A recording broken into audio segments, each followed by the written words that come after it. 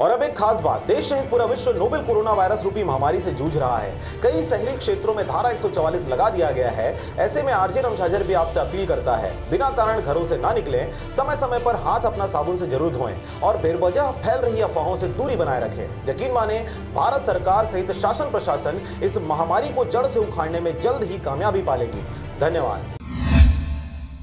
नमस्कार, आप देख रहे हैं आरजे रमझाझर और मैं हूं पुखराज सिंह। ग्रामीणों को कोरोना वायरस से बचाने के लिए ग्राम पंचायत डिंडौरी के सरपंच और ग्रामवासी के द्वारा मांगा जा रहा है पुलिसिया प्रोटेक्शन। क्या है पूरा मामला, देखिए इस रिपोर्ट में। मुंगेली जिला के लोरमी क्षेत्र के ग्राम पंचायत डिंडौरी को लोरमी क्षेत्र का सबसे बड़ा ग्राम पंचायत माना जाता है। यही कारण है कि डिंडौरी के लोगों की मांग पर डिंडौरी को पहले ही लोरमी का उप तहसील घोषित कर दिया गया है और डिंडौरी में लोगों का आवागमन अधिक होता है। अब कोरोना वायरस नामक बीमारी के रोकथाम के लिए सरपंच संजीव शर्मा के द्वारा ग्राम पंचायत में कोरोना वायरस को अपने गांव में आने से रोकने के लिए बाहर से आने वाले लोगों को बैरियर बनाकर रोकने के लिए भरपूर प्रयास किया जा रहा है। और साथ ही आपको यह भी बता दें कि सरपंच के द्वारा पहले ही डिंडौरी के सभी दुकानों को बंद करा दिया गया है ताकि कोरोना वायरस नामक महामारी से ग्रामवासियों को बचाया जा सके। हम लोग अभी स्वास्थ्य कर्मी के साथ साथ जितने भी सक्रिय कार्यकर्ता हैं उनको मैं लेके गांव में, मोहल्ला में, चौक में, चौराहे में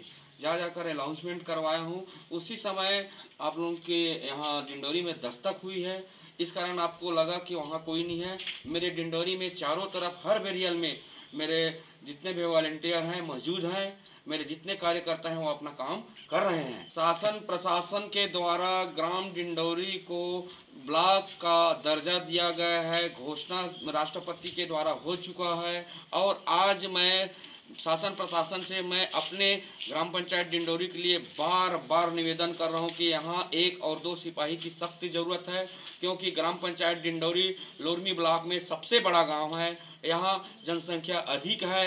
यहाँ जितने भी किराना दुकानदार हैं वो मनमानी ढंग से अपना दुकान चला रहे हैं।